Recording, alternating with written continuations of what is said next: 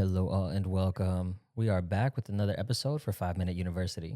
In our last episode, we had Dr. Guido Minaya providing more context on Minaya Learning's recent announcement of their AI Center of Excellence. Today, Dr. Guido Minaya, CEO and Chief Learning Officer of Minaya Learning Global Solutions, returns with another returning guest as well, Angelo Biasi, founder of Solvably and Credably AI, also a strategic partner of AI Center of Excellence, a transformative initiative aimed at preparing organizations and their employees for an AI-driven world. Stay tuned to learn more.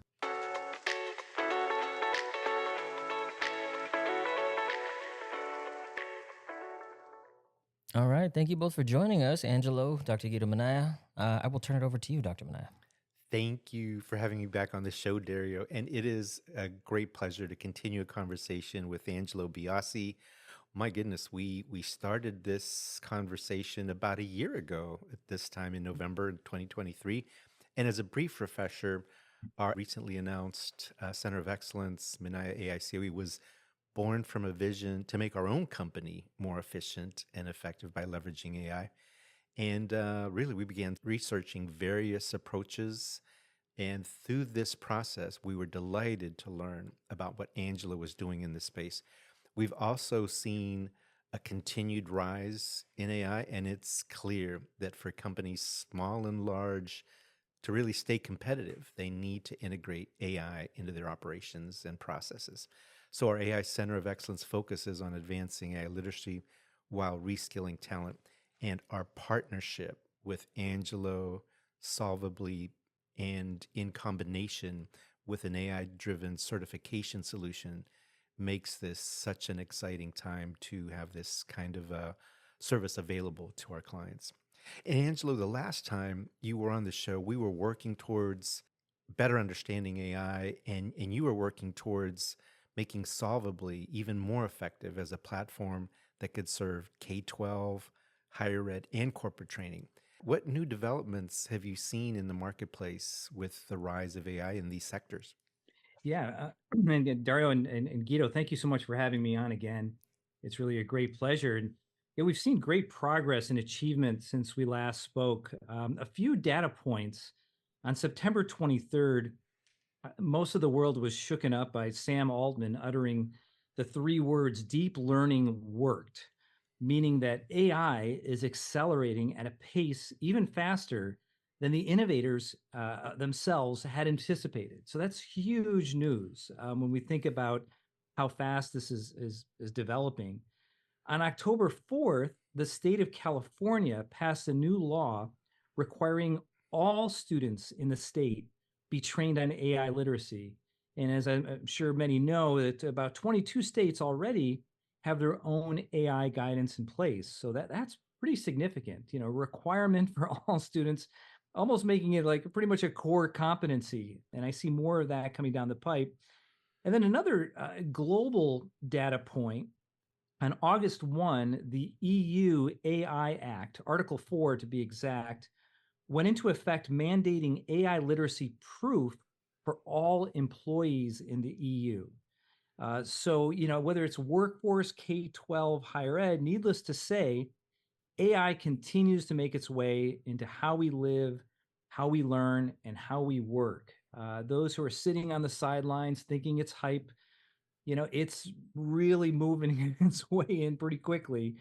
And personally, we've seen a huge uptick in our unique approach to training, developing, assessing, as you mentioned, Guido, now certifying students and professionals in K-12, higher ed, and corporate in not only understanding AI as a vital tool, whether it's to save time, improve efficiencies, or what have you, but also including human intelligence, or AI, critical thinking, collaboration, problem solving, creativity, to best use and apply AI to solve problems. And we see this as a huge differentiator, this sort of, AI plus HI as a clear 1 + 1 = 3 equation for those professionals and students really looking to take advantage of it. How exciting. To your point, your platform is unique in that it develops both AI and HI skills.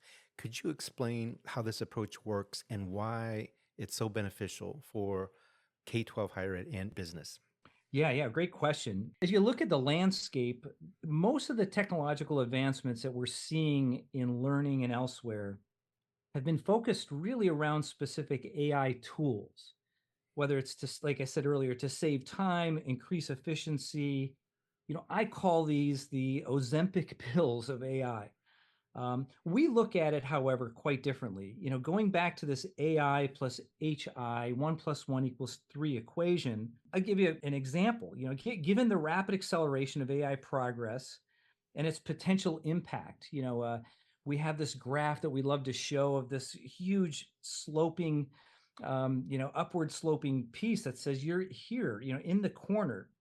It leaves me and others with the important questions of, wow, if this were to happen tomorrow, if it were to accelerate at even a 10x speed of what it's already going at so quickly right now, it leaves me with these questions, and I'm sure I'm not alone, of, well, where will we, the humans, fit into this AI infused future? And then more importantly, what can I do right now? How can I best prepare? And to kind of answer that question, I love to tell the story of Frank the caveman. And 2,000 years ago, Frank was, Frank was, he had a problem. His family was very hungry. All the cave people were very hungry, and Frank got together with his cave buddies, and they developed a club. And he went out and he clubbed dinner. He brought back food for the entire village of cave people. His family was very happy and well fed. They made Frank the cave mayor of all the cave people. And then a couple of weeks later, Frank's wife or spouse was watching HGTV, and she wanted to remodel the cave. So Frank once again got together with his colleagues, the cave people. They invented the wheel. He moved some rocks, and they invented the couch and moved the couch and what have you. It was the bottom line is that throughout history, and it's my understanding that into the future, if we were to try, well, where do we fit in? Where do we humans fit in? I can pretty much guarantee the person in the room with the greatest ability to solve a problem, the person in the room with the greatest ability or capacity to solve a problem, has the greatest opportunity to survive and thrive in an uncertain AI infused future. So that's pretty significant. Okay, so if I can solve a problem better than anyone in the room, that kind of relieves a lot of my fear of, well, what is this future going to look like? So then the next question that I ask myself, okay, well then how do we get there? How do we best prepare to be the best problem solver in the room? Well, in our approach, we see that with a couple of elements. First, it needs a process. We're huge fans of design thinking, solving problems, and then applying AI to the solution, kind of as a force multiplier, applying an AI tool to the solution. And then, like anything else, how do we get good at it? Well, we need a lot of reps. It's just like going to the gym, working out, or what have you. The more you're solving problems, the more you're using collaboration and critical thinking, the better you become at it, the more decisive, the more instinctive it becomes. And so it's our thesis that if we can teach AI tools, HI skills that use AI tools to solve problems at an early age, whether that be, K-12, we feel that it could then become instinctive for equipping or empowering students and workforce to accelerate progress, but on their terms. And ultimately that leading to greater productivity advantages in corporate. So it's kind of like, karate, having that instinctive ability to defend yourself going forward, that we see if we can do that at an early age, using HI and using the AI tools to solve problems and being the best at it, that you have the greatest chance of surviving and thriving in the future. We're already seeing this approach drive great results for driving valuation increases among companies that implement or want to implement an innovation culture. We often talk about an innovation mindset. All the great companies in histories, that's a key differentiator of what separates them from any other company is that their ability, their capacity to innovate. So simply put, what drives valuation? Innovation drives valuation. Well, if innovation drives valuation, well, then what supports innovation? And we look at that as removing barriers, pricing power, problem solving. And how we define problem solving is human intelligence, data, and a process applied to a problem is essentially problem solving. So if we can solve problems, remove barriers, that will support innovation, which will ultimately drive valuation of the company. Now, where it gets exciting is when you add in AI as a force multiplier. AI is a tool, a force multiplier, is when quality innovation is accelerated. And that is really quite exciting and something that I'm truly honored to be leading this charge on. Well, that's phenomenal, Angelo. And it is exciting to see the initiatives that we've been a part of and just have team members that had little context on AI and then be able to work through a business challenge, a challenge unique to their organization, leveraging new tools that they learn about and how AI can dramatically improve the potential of a solution that they could implement. So we're seeing it firsthand as well with how participants are evolving. And across the country, there's many colleges and universities who are wrestling with how do they care for governance and the ethics of AI. And as quickly as AI is accelerating, what's your guidance for university and college leaders as they wrestle with the issues of governance and ethics? Yeah, that's a huge component of this entire movement, certainly. And there's no doubt that there are huge risks for how AI is used. I go back to that EU Article 4 of the EU AI Act. And why was that enacted? You could just think of a legal firm where the employees of a legal firm were all using AI to support the efficiency of their business. And let's say a paralegal gave some advice from a chat, a conversation that had some hallucinations and that somehow made it through. Well, is the client going to sue AI? No, you really can't. Are they going to sue the paralegal? Well, probably not.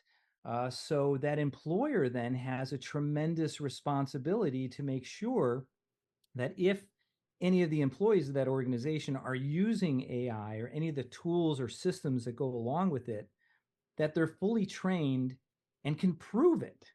Proving it is a whole different story. Is that just direct instruction? Well, no, that's not what we're about. Our position is to provide an evidence-based approach. That's where having a human intelligence plus process in place makes a world of difference. If we can show that, hey, I used my collaboration and critical thinking, here's my evidence of how I now understand and can apply AI, that's really great evidence of practice, proof of practice that I not only understand it, I can apply it, I can discern, I can make my own decisions. And, and I've got ethics at a core center. One example that we have as far as an evidence-based approach, which is really quite exciting. Guido, as you mentioned, we recently did a program at Rowan University in New Jersey, where they assembled 16 of the leading superintendents in the state, solving one problem. We came up with 4 unique, innovative ideas and approaches to solving it. So, 16 superintendents broke out into 4 teams. Came up with 4 different innovative ideas for solving that problem, which then led to 4 implementation plans that will likely lead to 2 to 10x or whatever increases in productivity for those specific leaders of those districts over the next 12 months or what have you. But having that evidence of practice is huge when going into this. And that's why having everything in the platform just makes it that much better, because there really is no sidestepping all the effort, all the contributions, all of the conversations, everything that goes into that learning experience of understanding and applying AI to a specific problem. Thank you, Angela. And an important component to validating new skills and knowledge is certification, a certification process. So, what was your thinking when you developed Credibly AI to support certification? Yeah, this is really extraordinary, and I'm really super proud of this. I was recently at Harvard for my own professional development, and was lucky enough to have a presentation from a leading professor who got into the story that Tesla is in the insurance business. He said, did you guys know Tesla was in the insurance business? And most of us said, well, no. What business are they not in? I guess it's the question. And then as he went on, he was saying, well, as he knew Elon Musk, and he said, well, Tesla doesn't think of themselves as an automobile manufacturer, automobile company, or even an EV company. Well, that's interesting. Well, what is it that they see themselves as? Well, they see themselves as a data and AI company.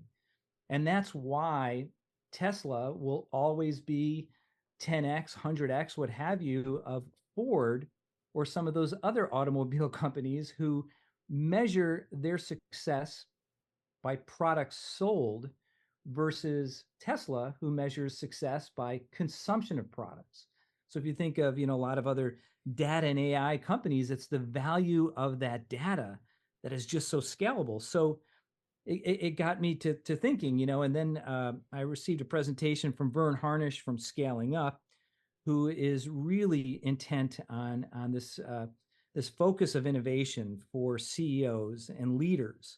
And he said that, according to Warren Buffett, every company just needs to come up with one great innovation every 5 years to really, knock it out of the park. So I had a presentation with a large employer of 15,000 employees. And they said, this is fantastic. We want to systemically empower all of our employees to AI and HI literacy.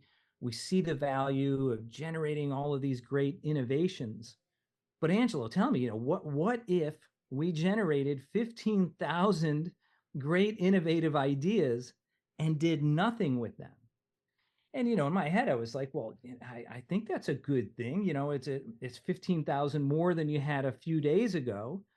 But he had a point there, and it got me thinking. And I said, well, geez, maybe similar to what Tesla does. We are a data and AI company. We're not a learning company. What if we packaged the entire data set of students, learners interacting with each other, of the message log, of the transcriptions of their synchronous sessions, the challenge statement, their deliverable, and then threw it up against a couple of rubrics and started asking questions? What might we find out from that? And so that's what led us to the advent of Credably.ai, which completes the learning and development cycle. So for the first time in history, I'm so proud to say that we can assess and evaluate learning based on performance. We're so used to, and Guido, this better than anyone, we're so used to direct instruction, sage on a stage, one to many or one to one. But now taking that performance and, talk about reimagining learning and reimagining assessment, we're actually doing it. To kind of put it into perspective, in a little different way, imagine when the next time that you do an escape room, if there were 1 million cameras that were capturing your every movement, your every interaction with your colleagues in that escape room, every aha moment, every failed combination lock attempt, the whole thing, just captured all of that as data, and then put that out there. And on the way out of the escape room, someone handed you a report and said, hey, Guido, you showed leadership competencies on minute 1232 because of, how you interacted with the team and how you solved for that combination lock. However, on minute 12:37, you could have done a little better with collaboration when you were interacting with Dario and you were trying to solve for that key in the wall or that puzzle in the corner, of getting all of that information of your learning, your skills, your competencies based on performance. And we think that that's extraordinary. And that's really, in my opinion, the way we should be teaching, learning, and assessing. And this is specifically why we see ourselves not as a learning or an ed tech, workforce tech company, but rather we see ourselves as a data and AI company similar to Tesla. So we not only capture the entire teaching and learning experience, but we evaluate and assess the data against various rubrics, which might include skills, competencies, career tracks, leadership models, and deliverable feasibility and implementation, which ultimately drives value, innovation, and a competitive advantage. So pretty extraordinary stuff. And I got to say, it was many years in the making, but as we innovate as a company ourselves, you can tell that we're using our human intelligence and the AI tools that we've developed and built to now take that to a whole different level. Thank you, Angelo. I 100% agree. And what we found is by collaborating with you, with the Solvably platform and Credably AI, we are able to offer certification programs that are not only grounded in real world applications, real world challenges for that business or that organization, but now the data to validate the level of skill that that participant has gained and the final deliverable, and evaluating the practicality of that final deliverable is all within grasp based on the data that you're able to collect. So, Angelo, thank you so much for taking time to talk with us today. Oh, likewise, Guido. It's such a pleasure working with you. Thank you, Dario, for your time as well. Dario, thanks. I'll turn it back over to you. All right. Well, thank you both so much for sharing these insights. In our next episode, we will continue diving into the topic of AI plus HI and how it is shaping the future of work. Until next time.